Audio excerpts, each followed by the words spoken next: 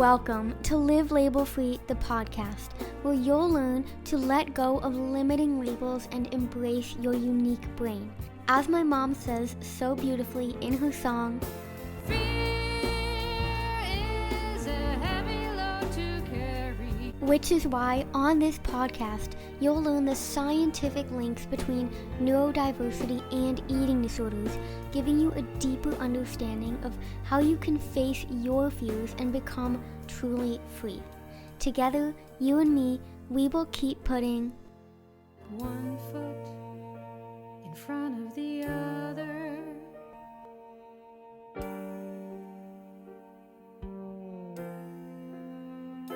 Hello, and welcome back to the Liv Label Free podcast. Today, I am speaking with Sarah Dosanjh, who is a psychotherapist and author of the book I Can't Stop Eating. After her own recovery from binge eating disorder, she has gone on to help others do the same.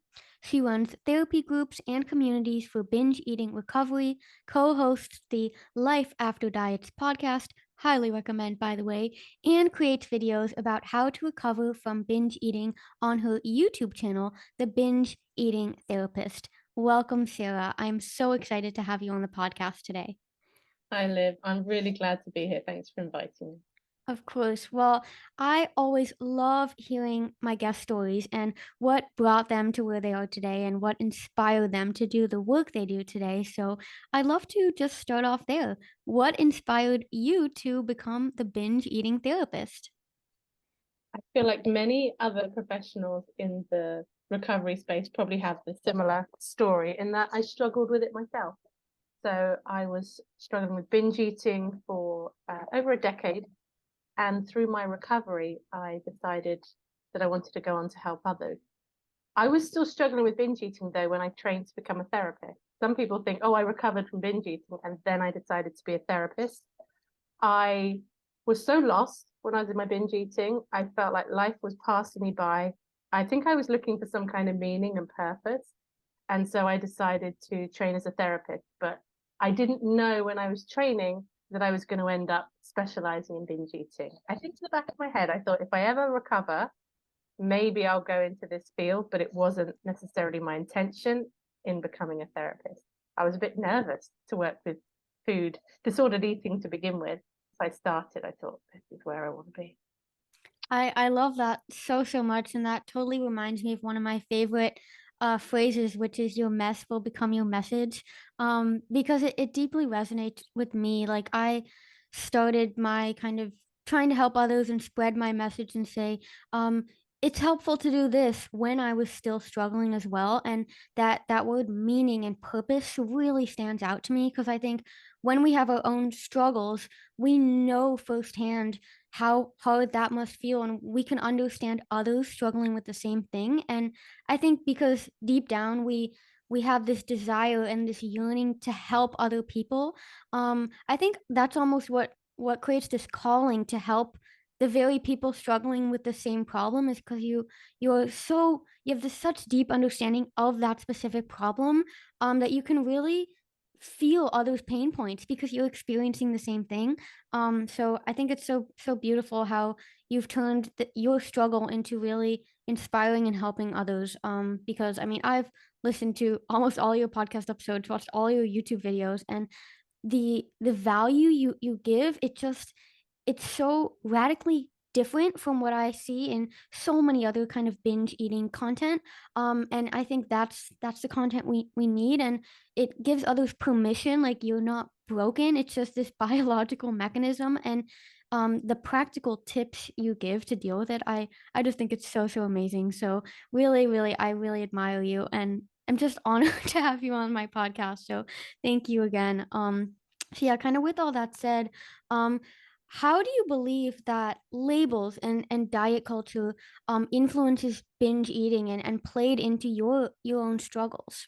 Mm-hmm. So somewhat controversially, I know you're Liv Label free, but labels can be helpful. And I think you talk about this as well, to be fair. It's quite common. I'll get a message from somebody who'll tell me, I've been struggling with this for years, and I just realized it's a thing. When you hear that term binge eating, you hear other people talking about it and you resonate with that. I think there's relief So labels, it's a way of trying to categorize and group things together. And that can be problematic when we oversimplify it, but it can also really create community. And how do we find people that are going to understand what we're going through? So I think that's part of it. Diet culture. Yeah. Okay. Diet culture teaches us not to trust our bodies, right? Tells us that we are supposed to be always working on our bodies, making them better in some way, making them smaller or making them leaner or more toned or a different shape. And all of that just leads to a sense of not feeling good enough for many people.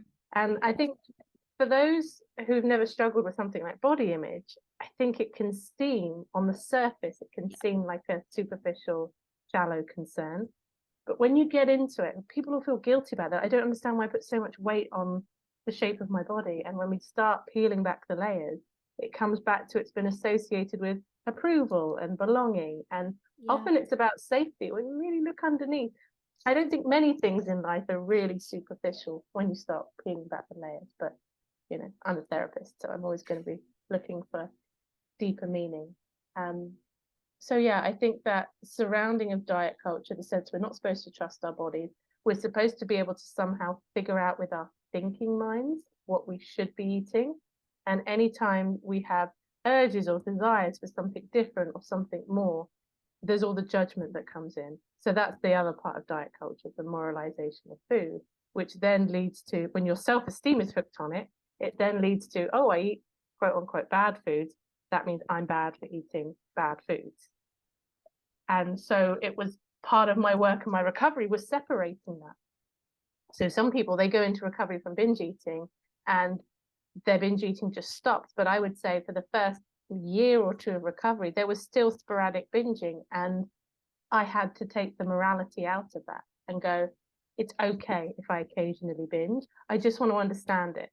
Not it's okay as in I don't care, because that's the other thing. Sometimes people will swing to, I'm fed up of beating up myself about this, so I'm just almost going to pretend like it's not happening. So if I binge, I'm just going to go, okay, that happened, and move on.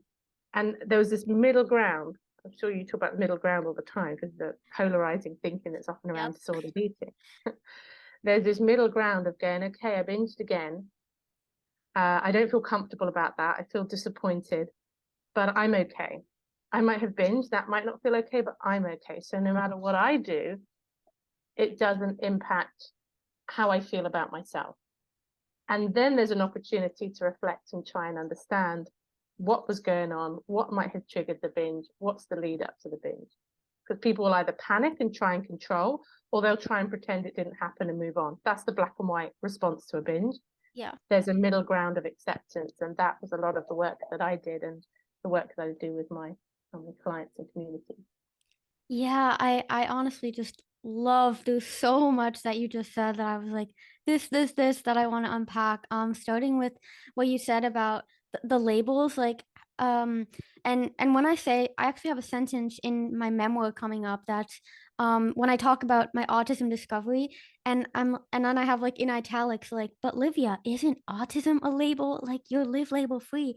And then I go into basically what you were just saying about how labels can serve a very important purpose. They can serve a very important function, and if used to in certain situations and circumstances, like in diet culture, then labels can be very harmful. Because I believe when someone feels very restricted or limited or like they should or shouldn't do something, that is almost always rooted in labels. But these are restrictive labels and limiting labels. For example, whole milk is bad and this light bread is good, right? That's what creates this sense of restriction. Or if I binge, I am unworthy, or I'm this or that or that.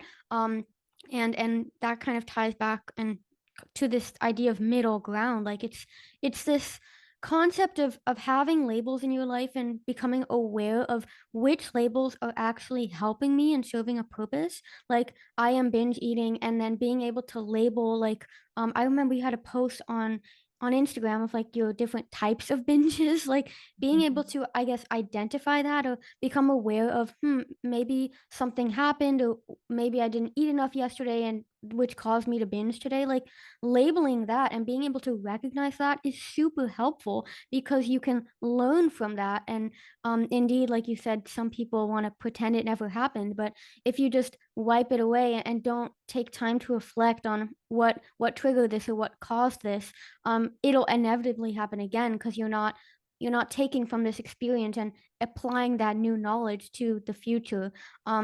So I completely agree with you with the labels and how when I say I'm Liv Label free, it's not like no labels ever, because if I can't say like I'm autistic, I will feel incomplete because like I feel like that's a label that's part of me and my personality. Whereas with something that limited me, like my eating disorder, I don't identify with that label anymore because that restricted me from living life to my full potential. And another thing you said with that, with I think you just said when people say I'm not bad for binging, like I binge and it's okay. Um, a huge mindset shift for me that was super helpful, and I work with on all my clients. Is that idea of replacing the word but with the word and. So I'm trying to think of an example, like, I could offer one. It could be yeah, like you just binged. You might think, I'm feeling so disappointed that I just binged, and I still recognize I'm okay. yes, yes, yeah, that's a great one because I think when we use the word but, we're basically invalidating what we said previously. And when we feel invalidated, it just causes our inner rebel to come forth and be like, well, I can't feel this, so I'm gonna try and cover it up or numb it. And I feel like that's when binge eating often comes in, anyways. And that's also leads to that black and white thinking of like, oh, I binge anyways. I might as well just keep eating and make myself so sick and so full because it doesn't matter anyways. But if we are able to recognize, like, I just binged and it's okay, and we have the permission to make that choice to keep going or not, like that's when we are in control and it's no longer this external circumstance or this label of you are bad, you are ashamed, you shouldn't do this, that continues you to, I guess, dig yourself into a deep hole of misery, for lack of a better explanation. I have a question for you, if it's okay. Yeah. When it comes to labeling, are you somebody who will use the phrase "I am autistic," or do you say "I have autism"? Is the language around that important to you? Yeah, yeah, that's actually a super good question. It is really important, and it's interesting because when I discovered I'm autistic 3 years ago, I shared a YouTube video that was called "How I Discovered I Have Autism," and I had kind of been conditioned to use this, I think, person first language of like I have this because that was super important with my eating disorder. Like I had an eating disorder, I was not disordered, and disentangling it from my identity was really key to saying I can get rid of this because when we identify with something, we act in alignment with that identity. Um, but then someone actually commented or messaged me or something, said, Livia, I really appreciate you making this video, and have you considered using identity first language? Because most of the autistic community actually prefers saying, I am autistic, because everything we do is autistic, and it's not like a disorder that we can just get rid of whenever we want to. And that comment or that message like really opened my eyes, and I started looking a lot more into this, and it made so much sense to me. So ever since, I've actually really started using the phrase I am autistic, and kind of backing it up with, well, everything I do is autistic, like the way I think is autistic. I can only see my life through the eyes of an autistic person because that's me. But I mean, I will often use them interchangeably just for that variety.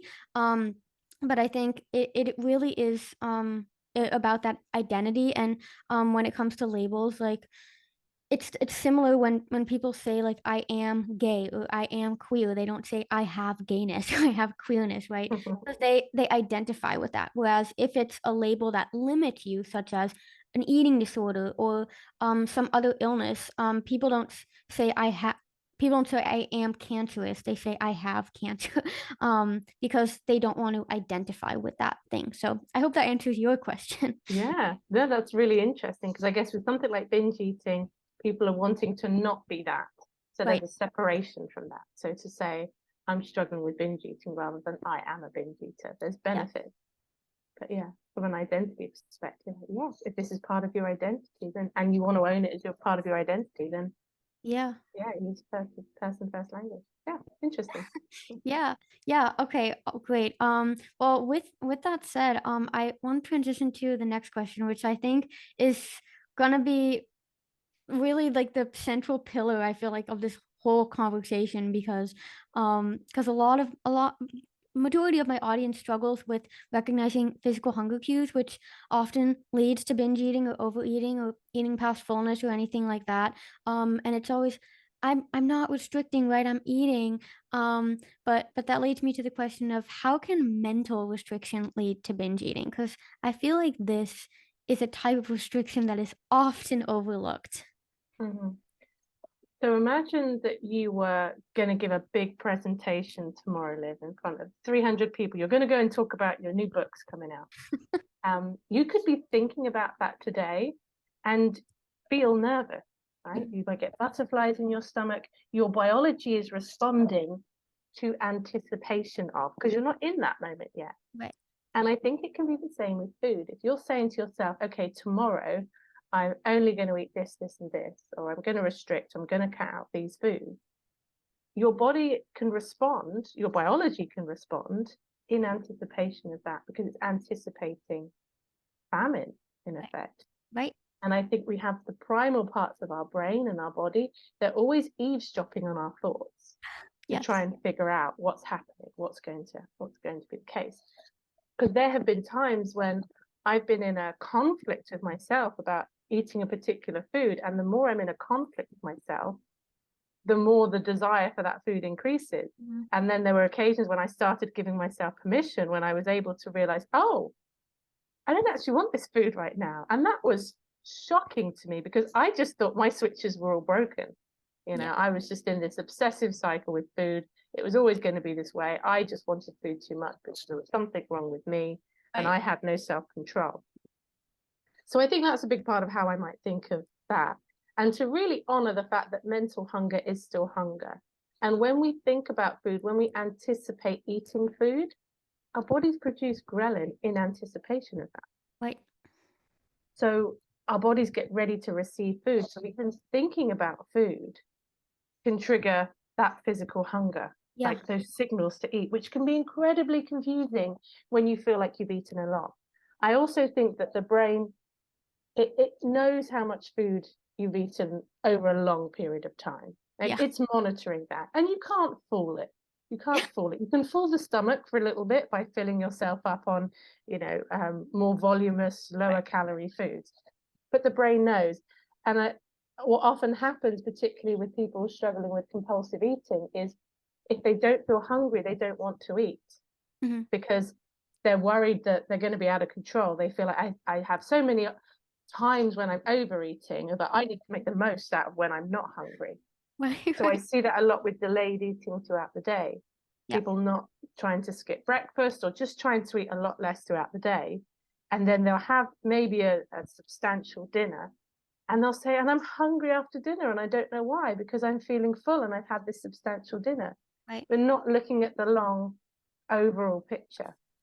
Yeah. So I think we have to look at the physical first and try to do our best to ensure that eating enough. And then we're looking at what are we anticipating? What's the judgment? And the permission part is scary for people because they think, oh, I let myself eat. I'm just going to eat everything. Yeah. And the permission part is also learning how to say no to food, but from a free place. Except that I put it like this, you're not saying no to food. When you're trying to decide whether to have something, the question isn't yes or no. Right. The answer, sorry, isn't yes or no. The answer is now or not now. Right. Very few occasions where there's one opportunity to have this food. Sometimes that will happen and you might have the food just because it's the only chance you're going to have this food. Yeah. But most of the time there's another opportunity. But if you're not giving yourself that permission in the moment of the tussle with the food, it feels like now or never.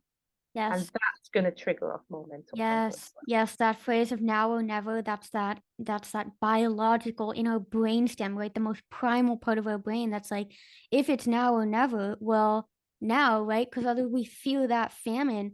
And then that ties back to what you said about our brain and our body knows what we've eaten in the long term. So if your brain has this primal fear of, we don't trust you. This is not safe. We are not in a safe situation. We don't know when there's going to be abundant food. Like as soon as you get that opportunity of abundant food and you're faced with the entire pack of cookies or the entire tub of ice cream, if your brain has this like ingrained fear of like, we don't know when this is going to be there again, yeah, it's going to eat the whole thing and feel so sick and feel so full because it's like providing a literal safety cushion for future famine.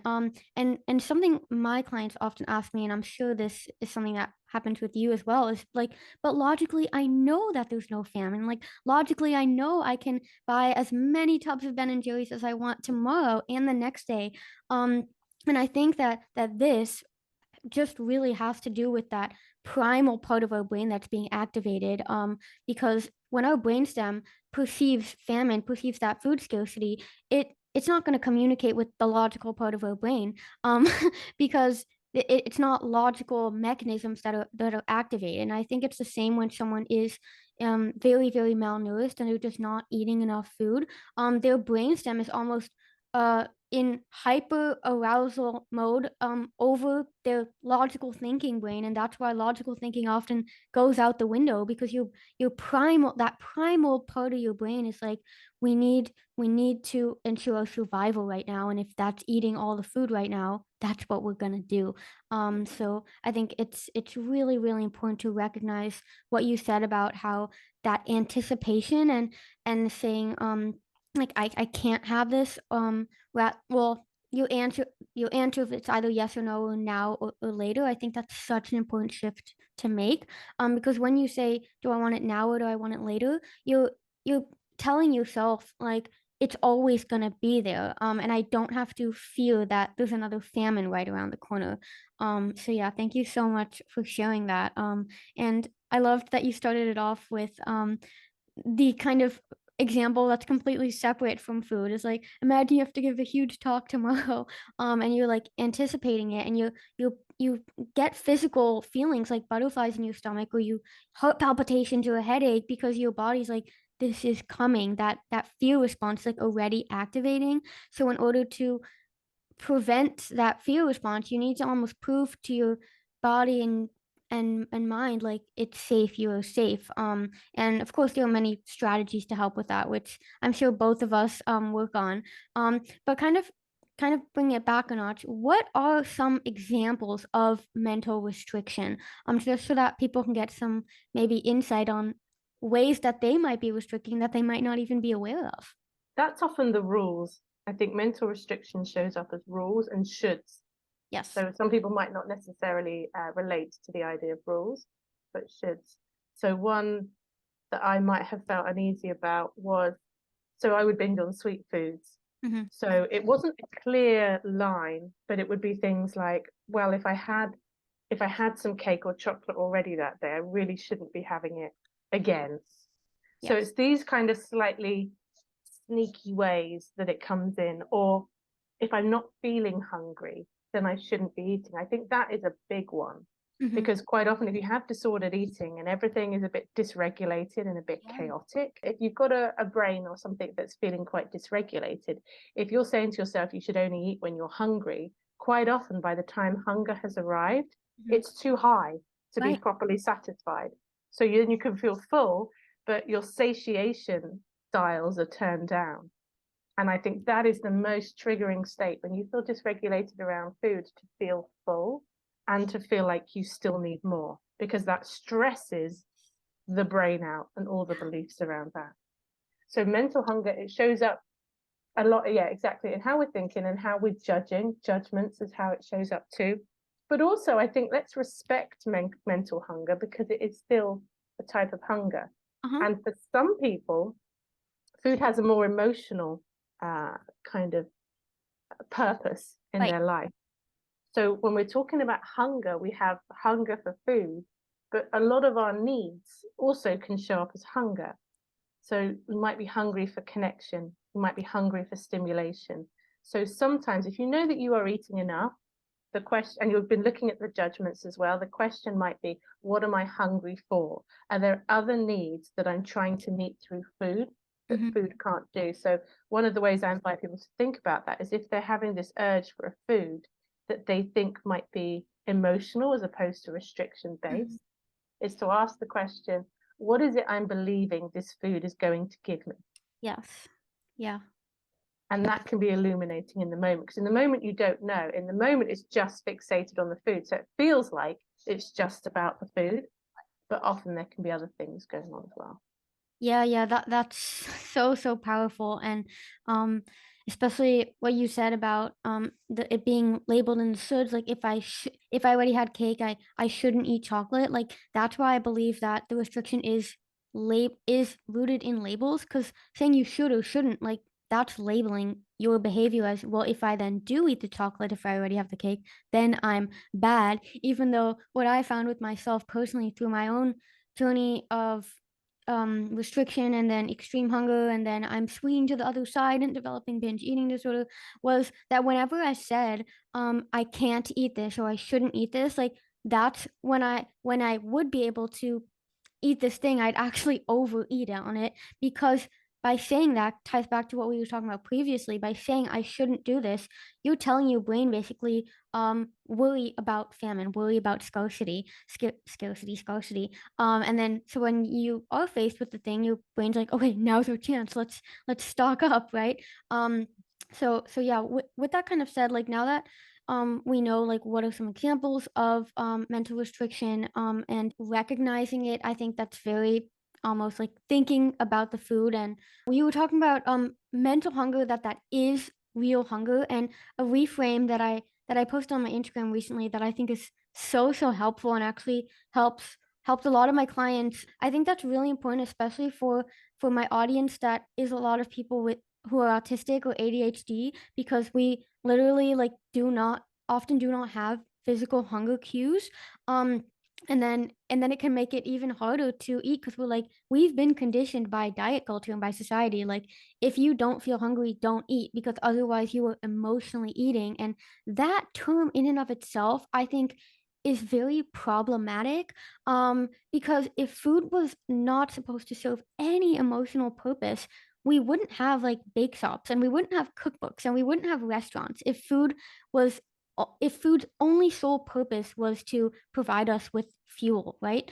So I think this comes back to that word permission, is saying it's okay to eat and enjoy food and take pleasure from eating, but it's all about like the extent to which, right? It's not black and white, or like in like I can only eat for fuel or I can only eat if it's emotional. It's finding that middle ground, that colorful spectrum, because if we only lived life in black or white, like it would be so boring. And I know that's so cliche, but it's so true. And what you said before about how mental hunger is real hunger. A reframe that I found really helpful was saying, well, mental hunger actually is physical hunger, because mental hunger happens in the brain and the brain is part of the physical body.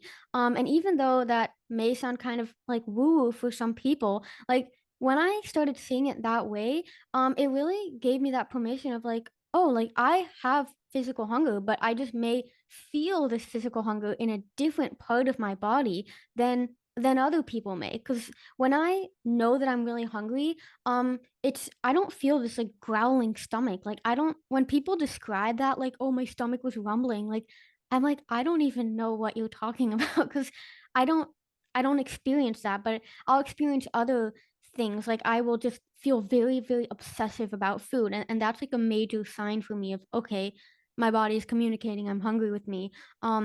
So I think for each individual it's really important to kind of figure out like, how does your body communicate hunger with you? And then that ties back to that what you just mentioned about, is my body hungry for this, or is it actually hungry for food, or is it hungry for some other need, or am I trying to fulfill this other desire in some other way? And I think that's a huge part of recovery and discovery of yourself as a person, is basically learning the different ways in which your body communicates different needs to you.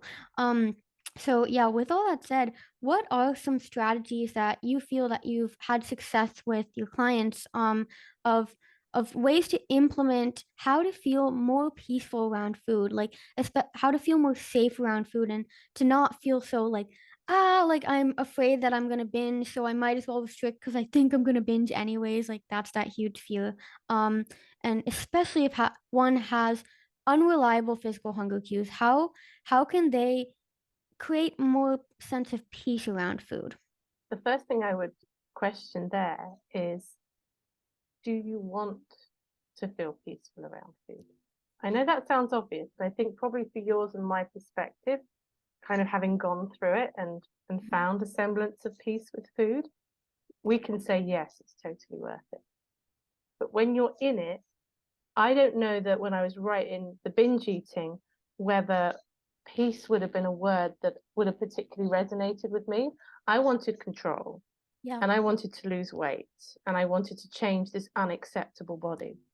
So I think there's, first of all, there has to be that willingness, there has to be that desire to make friends with food. Yes. Yeah. That has to be a priority. I remember getting to a place where I thought, I want peace of mind more than anything else, more than anything else, more than weight loss, more than any of it. Because actually, I'm hoping that if I get control and if I lose weight, that that's going to give me peace of mind. Right, right. I'm hoping that that's just going to be the outcome, not realizing that perhaps it's available to me now. Because part of my brain would go, I don't want it now. I want to change first. Yeah. So I think that's the first bit, kind of at the individual level, about whether that whether that is something that you are in a place that you have a desire to make that a priority. I have quite a strong rebel in me. I think a lot of people who struggle with binge eating do. A lot of autistic people do too. Yeah. And one of the things I rebel against is things like routine and planning. So Interesting. yeah, the idea of a food plan, for example, immediately felt restrictive to me, Right. even if I got to design it. So I think there's something about implementing regular eating that is important just in regulating the system. And we know that ghrelin, our hunger hormone, it learns our cycles of eating. So if you have breakfast, lunch, and dinner at a similar time each day, in a matter of a week or two, your ghrelin daily cycle matches up with that. So you will start to feel hungry, or at least ready for food. You'll enjoy your food more at those times of day because your body will be producing ghrelin, which means then when you eat, it will be more satisfying. So I think one of the problems where this gets problematic is people's brains have been soaked in diet culture. So I know for me, I did the whole CBT at one point, Oh yeah. therapy for my Oh my binge God. eating, Don't even and get I had to like design this food plan. But I'll look back at it now and I'll go, I know that wasn't enough food. I mean, breakfast was something like a small portion of bran flakes, yogurt, and a couple of egg whites to yeah. add the protein in. And I wasn't being pulled up on that at the time. Yeah. But really, the whole reason I was just doing it that, well, I need protein, but I want to keep the calories down. Right. And actually, I don't think that that was enough food for me. So I think it's important having that flexibility as well. So now I don't do a specific food plan, but today I know what I'm going to have for lunch and I know what I'm going to have for dinner. Yeah. That said, if something happens and for any reason I desire something else or there's an opportunity to have something different, then I will. So I think there's something about a flexible plan. So many people I work with wake up in the morning having no idea what they're going to eat that day. Right. Yeah. And so trying to figure it out as you go along. So I think there's something really reassuring, one, to the brain, knowing that food's coming, having flexibility, having foods that you enjoy that are then available to you. Because when I first found out about intuitive eating, I lived near a supermarket. So I was like, okay, well, every meal I'm just going to see what I feel like and go and get that. Right. And that was just, it wasn't helpful. It didn't work for me in that moment. Right. So I think planning is a big part of it. But I think what really gives us peace is the way that we talk to ourselves about food, about ourselves. And that, I think, is where a lot of the work lies. So that lies in the permission part, the demoralizations of food, that recognizing and just asking yourself in advance, how do I want to react? How do I want to speak to myself when I fall short of my own expectations? Yes. And people will go, I don't want to fall short of my expectations. I just want to get it right. And no, assume you're going to. Assume at some point you're going to feel out of control, or you're not going to eat enough, or you're going to eat too much, and you're going to have some difficult feelings about that. That is going to happen in recovery. So we need to anticipate for those moments, because when they come, often the thought is, oh, I've gone back to square one. Oh, I've blown it. Oh, who was I kidding? I was just deluding myself that I could do anything different from how I am. But if we know that those moments are going to come, and we're going, I knew this was going to happen. I knew I was going to feel like this. Yes, I don't like it. It doesn't feel good, but I knew it was going to happen. We change the meaning for those kinds of things, because actually recovery isn't about learning how to get it right with food. Mhm. It's about learning how to bring yourself back in balance, particularly when you feel off balance. It's this constant fluctuating thing, something like an appetite. So the other thing with peace as well is to recognize that your appetite does fluctuate, especially people with female hormones and hormonal cycles. Yes. Yeah. We have that. But imagine you have a food plan in your mind, and then you have a hungrier day, for example, or you have a less hungry day and you feel like you're kind of forcing it down. There are some days when I'm just hungry and I just find myself wanting to eat a lot more, and I don't catastrophize that anymore. That used to be really scary to me. So when I used to fight it, you fight your fluctuations, Yeah. you're then going to end up, with rebounds, compulsive eating. Yes. I loved, absolutely loved that idea of flexible planning. Like, have, okay, the mug, let's take a moment. The Life After Diets mug. I love it. I love it so much. You need to get a Liv Label free one. Yeah, that's so funny because like the other day I was like, oh my gosh, I should start creating merch. And I want to create a mug that says, you are golden, and then the element gold, because the element gold AU is a symbol of autism. So I was like, oh, I love it. And it's like the pot of gold at the end of the rainbow because life in full color. I was like, it's the best idea ever. But anyways, I think what you said about having this plan and like knowing what you're going to eat for breakfast, lunch, and dinner, and having that flexibility in there, like, can we just like shout that from the rooftops? It is just so, so, so powerful. And I think so in, I guess, in radically different from what they say about intuitive eating. And that's why I have kind of hard, problematic time experience or thoughts about this idea of intuitive eating is eating whatever you want whenever you want, no rules, nothing, never knowing anything. But like especially I think it's so relevant to have this flexible plan for the neurodivergent audience, because we do struggle with those hunger cues, and when we are in hyper focus mode we can go for hours doing all the things and writing our books and doing these activities and being like, oh shit, I haven't eaten for 6 hours. And that's what causes that rebound effect. But when you have this plan in place, it gives that sense of trust and safety for your body to know food is coming, and I know it's coming because I have this plan. And that prevents that primal brain from feeling the famine. So I think that is in quite contrast to what people say about just always listen to what your body wants in that moment, because it's it's not really realistic, because like I can't do groceries 3 times a day for each meal. Like now I'm craving this, so I'm gonna go get that. Like I wouldn't get anything done if I did that, right? Like I don't want I do my groceries and kind of buy a variety of things that I like and enjoy, and kind of go from there and plan it loosely. But if I have this super super intense craving that I'm like, I need a donut right now, I'm gonna go to a bake shop and get a donut because that's what my body needs in that moment. So I think, and then yes, the word when you I wanted to say it, but I was like, I think she's gonna say it, that word permission, of giving yourself permission to allow your body to fluctuate and have different needs, and have needs that you couldn't have predicted 2 days ago. Like I might want a croissant later this afternoon, or in 2 days, but I'm not gonna know that I want that today because maybe my body just needs that in 2 days, right? Saying this is what my body needs, and I have permission to honor that.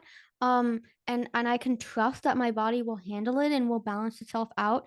I think that is really that key to um dimming that fear of like, oh, well, if I eat now, how do I know I'm never gonna stop, right? Because that's that huge fear of like, what if I never stop eating? So then I'll restrict and I'll do this. But it's that very restriction that we talked about, right? That leads to the to giving your brain evidence almost that when you do eat, you're gonna have a harder time stopping because of that rebound effect. So anyways, I feel like we talked about so much invaluable information, and I have no doubt our listeners will get so much out of this. Can I just comment on the listening to your body idea?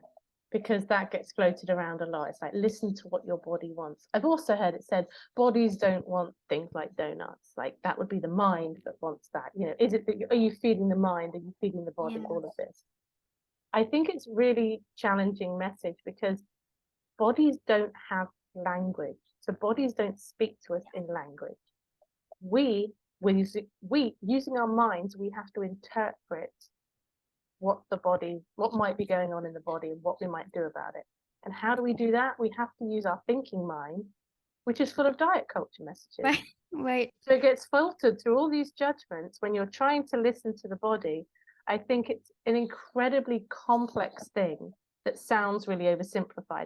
It's complex when you've got lots of competing thoughts. Mhm. When you don't, and when you trust, and when you can connect, and all of that, and if all of that body mind connection thing is working well, like it does in little kids, it'll be simple. But then we become socialized and we have these thoughts, we have these judgments, we have all kinds of different experiences. So I just wanted to say that to anybody who's trying to do that whole listen to their body thing, it will be incredibly difficult, especially if you're still in that disordered Yes. eating, disordered thinking around food phase. And not even that, even if you're just soaked in our culture, as we all are. Right, right, right. And then I feel like I love that because it almost reminds me again of that word permission, like giving yourself permission that it's going to be difficult and that you're still capable of learning and becoming better every day. Not it's gonna be difficult, but it like I can't do this, but it's impossible, right? Like, yeah, it's difficult because I mean that's life. Life is difficult, life isn't easy. And we always have the power to choose a new identity and to choose actions that we believe and that we know are aligned with who we want to be and like living that life of freedom. So yeah, any final thoughts, Sarah? But just to lead on for that, I think with the whole trying to tune in with what it is you might want, sometimes it's you just make your best guess. And sometimes you might reach and have something and maybe it doesn't feel good in your body and you think, oh, that wasn't what I needed. Mhm. That's part of it. That's part of the experience. And we don't have to catastrophize that. We can go, oh, that's interesting. And I spoke about this recently. I might still have food regret, but I Mhm. don't have food Yeah. guilt. I And remember that's hearing that. Yeah, I love that. yeah, yeah. And the analogy I used was, if I went out for a walk and it rained and I didn't have my umbrella, I might regret that I didn't bring my umbrella. Yeah. Maybe I could have anticipated it was going to rain, but for whatever reason I didn't. And I just regret not having. I don't feel guilty that I didn't check the weather forecast and I didn't bring it with me just in case. I didn't overthink it and all of that. Sometimes we go out and we get wet and life moves on. Sometimes we eat something and it doesn't feel good and we think, another choice might have felt better, and we move on. Yeah. Yeah, I love that, and it reminds me of another phrase, quote I read somewhere that was, "In life, we don't either win or lose, we win or we learn." And I think that's so tied to what you just said. It's not, "Ugh, I lost, now I feel guilty, I shouldn't have done this," because where your attention goes, energy flows, right? If you're gonna only be focused on how awful the situation is, you actually dig yourself deeper into that situation, but if you say, this happened and it wasn't the best outcome.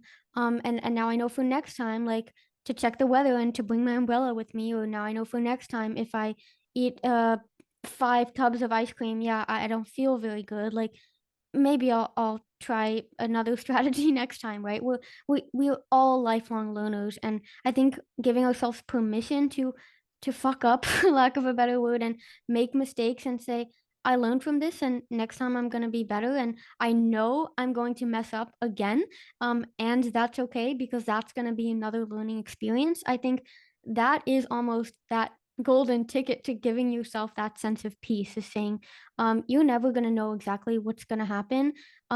and you also know that you're always going to keep learning. So really, like, the worst possible scenario, like, doesn't even need to ever happen, because you're always learning from it and always have that choice to improve.